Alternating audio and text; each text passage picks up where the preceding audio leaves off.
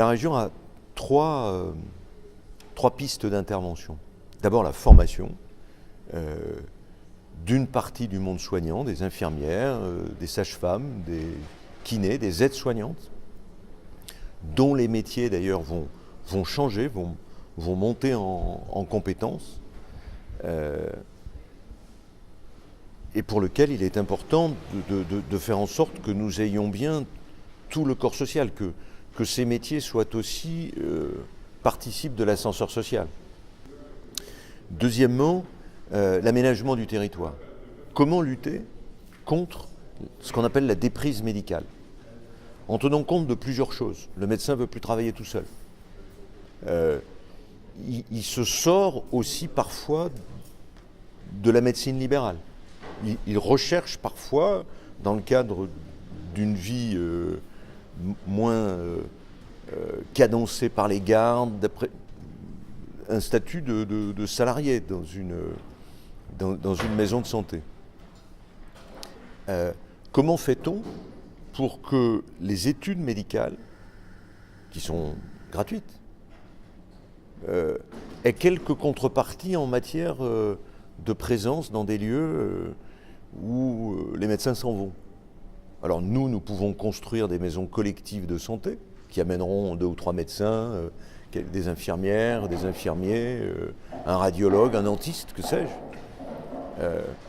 Mais en même temps, il faut que nous ayons des médecins. Or, aujourd'hui, l'origine sociale de la plupart des médecins, c'est la ville, la proximité de l'hôpital. Donc il faut ouvrir ces études médicales ailleurs qu'à Bordeaux, à Poitiers ou peut-être à Limoges. D'où lundi l'ouverture de la PACES, de la première année des études communes de santé, à Pau. C'est une vieille idée qu'on avait développée au niveau de la région et que nous mettons en place et à Pau et à Angoulême. Dans ce domaine de l'aménagement du territoire, c'est aussi le domaine de l'e-santé. Comment le numérique, comment la possibilité pour un médecin ou une infirmière en campagne de suivre un malade, un patient qui a un diabète, qui a un cancer en phase de rémission, qui a une autre maladie parfois invalidante, dans son traitement. Comment, en liaison avec le spécialiste à Bergognier, à Poitiers, à Limoges, il pourra apporter de meilleurs conseils. Le dernier point de la recherche. Donc nous avons la formation, l'aménagement du territoire, la lutte contre la déprise médicale, et puis un troisième point qui est essentiel, c'est toute la recherche, le transfert de technologies et la création d'entreprises.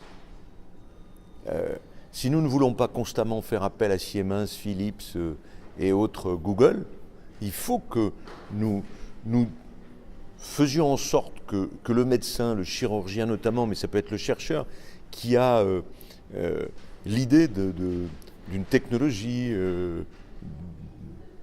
d'une instrumentation, que nous puissions la créer sur place. D'où l'idée que j'ai soumise à Limoges et à Poitiers, que nous avons déjà mis en place avec Xavier Arnozan à Pessac, de créer des incubateurs et des pépinières d'entreprises du domaine médical, accompagnés bien entendu, dans les hôpitaux.